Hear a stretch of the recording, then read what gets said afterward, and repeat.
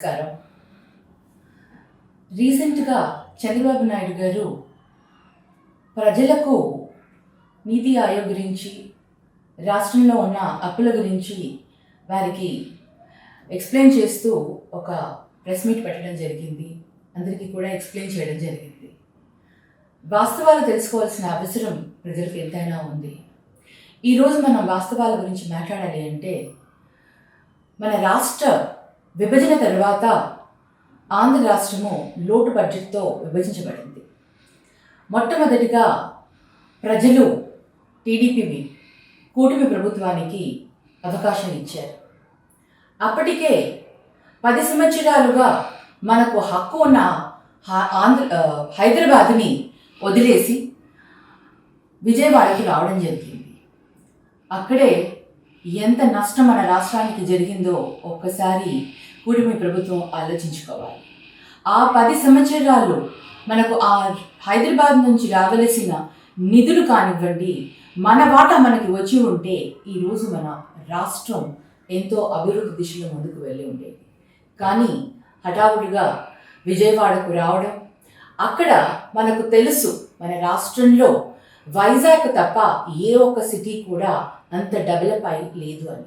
మనకు ఆర్థికంగా నిధులను సంక్షేమించుకునే దానికి నిధులని మనం రిసోర్స్ని మనం ఆర్థికంగా దాన్ని పొందేదానికి ఎన్ని కష్టాలు ఉన్నాయో మనకి ముందే తెలుసు.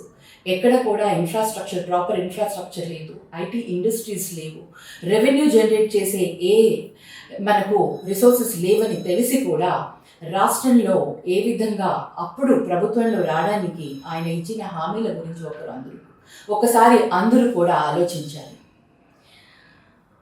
రైతు రుణమాఫీ అన్నారు, డ్వాక్రా రుణమాఫీ అన్నారు, ఎన్నో హామీలను ఇచ్చారు. మరి ఎంతో ఎక్స్పీరియన్స్ ఉన్న చంద్రబాబు నాయుడు గారు అటువంటి లోటు బడ్జెట్లో మనకు ఎక్కడా కూడా ఆర్థికంగా మన రాష్ట్రానికి రెవెన్యూ జనరేషన్ లేదని తెలిసి కూడా ఏ విధంగా ఎన్ని హామీలను ఇచ్చారో ఒక్కసారి అందరూ కూడా ఆలోచించారు. ప్రభుత్వంలో వచ్చేందుకు అబద్ధపు హామీలతో 2014లో అలాగే చేశారు. అప్పుడు కూడా ఎన్నో అప్పులను తీసుకొని వస్తూ మనకు రావాల్సిన హక్కు ఏదైతే ఏపీకి స్పెషల్ స్టేటస్ గురించి పట్టించుకోకుండా, మనకు రావాల్సిన నిధులను పట్టించుకోకుండా మరి అప్పులు చేసి అప్పుడు కూడా ప్రజలకి కూడా ఎటువంటి సంక్షేమ పథకాలను అమలు చేయలేదు. ఆయన ఇచ్చిన హామీలను కూడా అరాకొరా తీరుస్తూనే ఏది కూడా కంప్లీట్ చేయని పరిస్థితి మనం చూసాం. మరి ఇంకా ఇన్ఫ్రాస్ట్రక్చర్ చూసుకుంటే అన్నీ కూడా టెంపరీ ఇన్ఫ్రాస్ట్రక్చర్ అంటూ అప్పుడు చాలా చేయడం జరిగింది. మరి ఆ తరువాత 2019లో జగనన్నకి ముఖ్యమంత్రిని చేసిన తర్వాత వైఎస్ఆర్సీపీ ప్రభుత్వం ఎప్పుడైతే చేపట్టిందో అప్పటికే మన రాష్ట్ర ఆర్థిక పరిస్థితి చాలా భయంకరంగా ఉండింది. అసలు అప్పుడు ఖజానా నిల్గా ఉండింది, జీరోలో ఉండింది. అయినా కూడా జగన్మోహన్ రెడ్డి గారు ఎప్పుడు కూడా ప్రజలకు ఇచ్చిన హామీల కోసం ప్రభుత్వంలో ఎటువంటి పరిస్థితుల్లో ఉందో అది కూడా ఎప్పుడు ప్రజలకి తెలియనివ్వలేదు. ప్రతి ఒక్క హామీని కూడా ఆయన నెరవేర్చుకుంటూ వచ్చారు. మరీ ముఖ్యంగా చెప్పాలి అంటే 2.5 సంవత్సరాల ఆయన హయామిలో 5 సంవత్సరాల పీరియడ్లో 2.5 సంవత్సరాలు కేవలం కరోనాతో చాలా ఇబ్బందులు పాల్పడ్డారు. ఆర్థికంగా చాలా ఇబ్బందులు ఉన్నా కూడా ఏ ఒక్కటి కూడా ఎవరికి కూడా ప్రజలకి ముఖ్యంగా ఇబ్బంది కలగకూడదనేసి ఆయన అందరికీ నమస్కారం. రీసెంట్గా చంద్రబాబు నాయుడు గారు ప్రజలకు నీతి ఆయోగ్ గురించి, రాష్ట్రంలో ఉన్న అప్పుల గురించి వారికి ఎక్స్ప్లెయిన్ చేస్తూ ఒక ప్రెస్ మీట్ పెట్టడం జరిగింది. అందరికీ కూడా ఎక్స్ప్లెయిన్ చేయడం జరిగింది. వాస్తవాలు తెలుసుకోవాల్సిన అవసరం ప్రజలకు ఎంతైనా ఉంది. ఈరోజు మనం వాస్తవాల గురించి మాట్లాడాలి అంటే, మన రాష్ట్ర విభజన తర్వాత ఆంధ్ర రాష్ట్రము లోటు బడ్జెట్తో విభజించబడింది. మొట్టమొదటిగా ప్రజలు టీడీపీ కూటమి ప్రభుత్వానికి అవకాశం ఇచ్చారు. అప్పటికే 10 సంవత్సరాలుగా మనకు హక్కు ఉన్న హైదరాబాద్ని వదిలేసి విజయవాడకి రావడం జరిగింది. అక్కడే ఎంత నష్టం మన రాష్ట్రానికి జరిగిందో ఒక్కసారి కూటమి ప్రభుత్వం ఆలోచించుకోవాలి. ఆ 10 సంవత్సరాలు మనకు ఆ హైదరాబాద్ నుంచి రావలసిన నిధులు కానివ్వండి, మన వాటా మనకి వచ్చి ఉంటే ఈరోజు మన రాష్ట్రం ఎంతో అభివృద్ధి దిశలో ముందుకు వెళ్ళి ఉండేది. కానీ హఠావుడిగా విజయవాడకు రావడం, అక్కడ మనకు తెలుసు మన రాష్ట్రంలో వైజాగ్ తప్ప ఏ ఒక్క సిటీ కూడా అంత డెవలప్ అయి లేదు అని.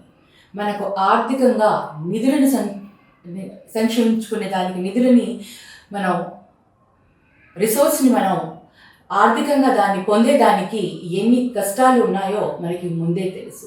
ఎక్కడ కూడా ప్రాపర్ ఇన్ఫ్రాస్ట్రక్చర్ లేదు, ఐటీ ఇండస్ట్రీస్ లేవు, రెవెన్యూ జనరేట్ చేసే మనకు రిసోర్సెస్ లేవని తెలిసి కూడా రాష్ట్రంలో ఏ విధంగా అప్పుడు ప్రభుత్వంలో రావడానికి ఆయన ఇచ్చిన హామీల గురించి ఒకసారి అందరూ కూడా ఆలోచించాలి.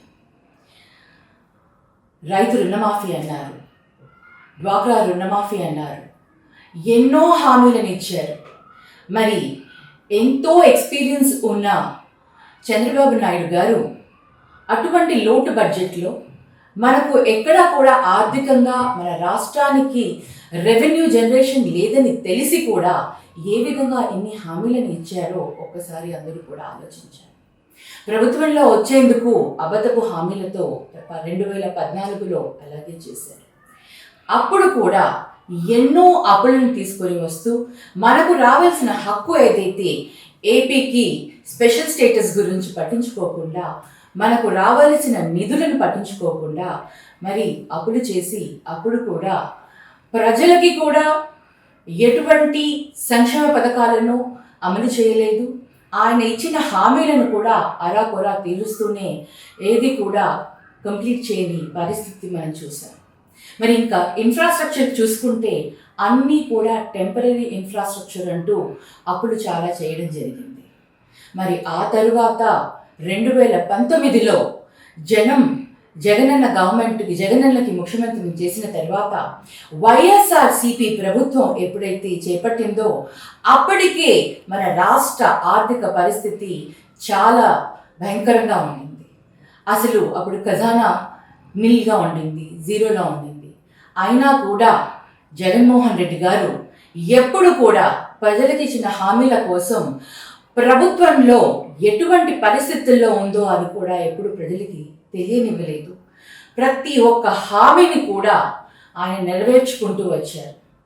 మరీ ముఖ్యంగా చెప్పాలి అంటే 2.5 సంవత్సరాల ఆయన హయాంలో 5 సంవత్సరాల పీరియడ్లో 2.5 సంవత్సరాలు కేవలం కరోనాతో చాలా ఇబ్బందులు పాల్పడ్డారు.